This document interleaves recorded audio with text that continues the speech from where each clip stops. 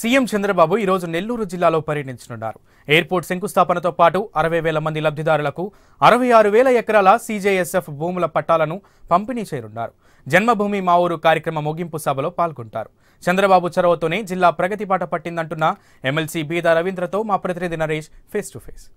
నెల్లూరు జిల్లాలో సీఎం పర్యటన ఖరారైంది. అందులో భాగంగా నెల్లూరు జిల్లా ఎంతో పారిశ్రామిక అభివృద్ధి చెందుతుంది. అలాంటి జిల్లాలో ఎంతో కాలంగా ఎన్నో దశాబ్దాల కాలంగా చిరకాల ఆశగా మిగిలినటువంటి ఎయిర్పోర్ట్ శంకుస్థాపన చంద్రబాబు నాయుడు ప్రత్యేకించి కూడా శంకుస్థాపన చేయనున్నారు. అందులో భాగంగా ప్రత్యేకించి ఇటు జువల్దినుల్లో 100 కోట్లకు సంబంధించి శంకుస్థాపనలతో పాటు ఎయిర్పోర్టుకు సంబంధించి మరి అదేవిధంగా మరికొన్ని శంకుస్థాపనలు కూడా అభివృద్ధి కార్యక్రమాల్లో సీఎం చంద్రబాబు నాయుడు పాల్గొన్నారు. దీనికి సంబంధించి ప్రత్యేకించి ఎమ్మెల్సీ బీదా రవిచంద్ర గారు ఉన్నారు.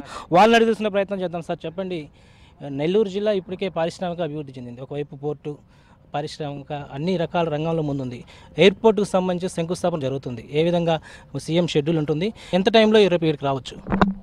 జన్మభూమి మా ఊరు చివరి రోజున ఉదయం అమరజీవి పొట్టి శ్రీరాములు గారి గ్రామ సందర్శన ఉంటుంది. ఈ రాష్ట్రం కోసం పోరాటం చేసి అసువులు బాసిన అమరజీవి గ్రామాన్ని సందర్శించి తదుపరి అక్కడ అనేక అభివృద్ధి కార్యక్రమాలకి ప్రారంభోత్సవాలు చేస్తున్నారు.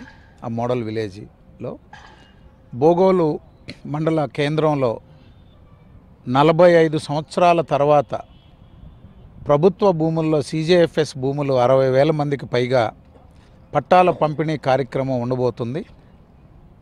ఈ జిల్లాలో రాష్ట్రంలో ఇది ఒక చరిత్ర. ఇంతమంది పేద రైతులకి పట్టాల పంపిణీ కార్యక్రమం ఒకే రోజు ముఖ్యమంత్రి గారు సుమారు 7-8 వేల కోట్ల రూపాయల విలువైనటువంటి భూములు పేదలకు పంచుతున్నారు. తర్వాత ఎయిర్పోర్ట్ శంకుస్థాపన నెల్లూరు జిల్లా ప్రజల కళ. ఈ యొక్క జిల్లాలో ఎయిర్పోర్ట్ని ఏర్పాటు కావాలని అనేక ఆటంకాల తర్వాత ముఖ్యమంత్రి గారు శంకుస్థాపన చేస్తున్నారు.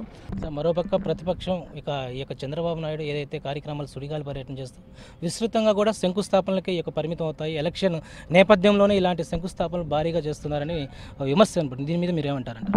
ఈ ఎలక్షన్ ఇంకా 4 నెలల తర్వాత, ఇది కొత్తగా వచ్చినాయేం కాదు. ల్యాండ్ అక్విజిషన్లో ఉన్నటువంటి సమస్యలు 10 సంవత్సరాలు కాంగ్రెస్ ప్రభుత్వం ఏం చేసింది?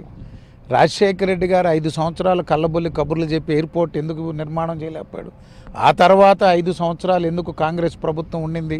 వాళ్ళు ఏమన్నా చేశారా? చిత్తశుద్ధితో అసలు ఈ ఎయిర్పోర్టు ఎవరు జీవో ఇచ్చారు, ఎవరిక్కడ భూసేకరణ చేశారు, ఏదైనా ఒక ప్రయత్నం ఎవరైనా చేశారా? గత 10 సంవత్సరాల సమయంలో అనుకున్నారు నెల్లూరులో ఎయిర్పోర్ట్ పెట్టాలని.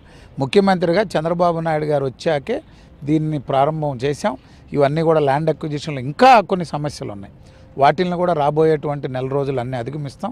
రైతులకి చెల్లింపులు చేస్తాం. ఎయిర్పోర్ట్ నిర్మాణం పూర్తి చేసుకొని ప్రారంభోత్సవం కూడా చంద్రబాబు నాయుడు గారే చేస్తారు. ప్రధానంగా ఇంకొకటి చూస్తే ఏదైతే సీజేఎఫ్ భూములకు సంబంధించి ఇప్పటికీ 66,000 మంది లబ్ధిదారులు కూడా ఏకకాలంలో ఒకే టైంలో ఇవ్వడం జరుగుతుంది. ఈ యొక్క 46 మండలాలకు సంబంధించి ఒకేసారి జరుగుతున్నాయంటారా, లేదా ఇంకేదైనా ప్రాస్పెక్ట్స్ ఉన్నాయంటారా? అంటే 46 మండలాల రైతులకు కూడా పట్టాలు పంపిణీ చేయాలనేది ప్రభుత్వం యొక్క ఆలోచన. ముఖ్యమంత్రి చంద్రబాబు నాయుడు గారు కానీ, అధికార యంత్రాంగం జిల్లా కలెక్టర్ గారు కానీ, జిల్లా మంత్రులు సోమిరెడ్డి గారు, నారాయణ గారు కానీ, ఎమ్మెల్యేలు అందరూ పెద్దలందరూ కూడా కొంత ఏదైనా ఇబ్బందులు జరిగితే మిగతా పట్టాలు కూడా మళ్ళీ పంపిణీ చేయడం జరుగుతుంది. ఇది ఒక చరిత్ర. ఇది ఒక జిల్లాలో 66,000 ఎకరాలు రైతులకి, పేదలకి నిష్పక్షపాతంగా ఎక్కడ రాజకీయాలు లేకుండా లేకపోతే సమస్యలు లేకుండా నిష్పక్షపాతంగా పేదలకు పట్టాల పంపిణీ కార్యక్రమం సామాన్యమైన విషయం కాదు. ఇది ఒక చరిత్ర. అది తెలుగుదేశంకే సాధ్యం. ముఖ్యమంత్రి చంద్రబాబు నాయుడు గారే చేయగలరు. సార్, చివరిగా ఎయిర్పోర్ట్ పనులు శంకుస్థాపన జరుగుతున్నాయి. ఎప్పటిలాగా పూర్తవుతుంది? ఎంత బడ్జెట్తో ఈ యొక్క ఇప్పటికే వాటి గ్రాఫ్ నమూనాలు కూడా విడుదల చేయడం జరిగింది. ఎప్పటిలోపు పూర్తయి ఈ యొక్క వాడకం జరుగుతుందంటారు?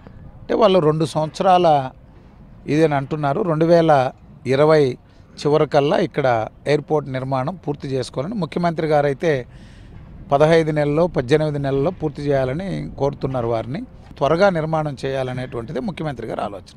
ఓవరాల్గా చూసుకుంటే సీఎం చంద్రబాబు నాయుడు పర్యటన ఉదయం 11 గంటలకి జువల్దిన్నె నుంచి కూడా ప్రారంభమైనటువంటి ఈ యొక్క సభ పూర్తి స్థాయిలో కూడా భోగోల్లో భారీ బహిరంగ సభ ఏర్పరచుకొని జన్మభూమి కార్యక్రమం ద్వారా ఏదైతే ఈ సీజేఎఫ్ భూములు 66,000 మందికి కూడా లబ్ధిదారులకు ఇచ్చేటువంటి ప్రయత్నం శ్రీకారం చుట్టినటువంటి పరిస్థితి ఇక్కడ కనపడుతుంది. ప్రత్యేకించి కూడా ఎంతో కాలంగా ఎన్నో దశాబ్దాల కాలంగా ఎదురు చూస్తున్నటువంటి ఎయిర్పోర్ట్ శంకుస్థాపన పనుల పట్ల ఈ వైపు హర్షం వ్యక్తం చేస్తున్నటువంటి ఇక్కడ రైతాంగం అయితేనేమి, ఇటు కావలి ప్రయోజకం జిల్లా నియోజకవర్గ ప్రజలు కూడా ఎంతో ఆనందం వ్యక్తపరుస్తున్నటువంటి పరిస్థితి ఇక్కడ కనబడుతుంది. ఇది ప్రస్తుతం ఇక్కడ ఉన్నటువంటి అప్డేట్. కెమెరా పర్సన్ సునీల్తో నరేష్, AP 24/7 నెల్లూరు.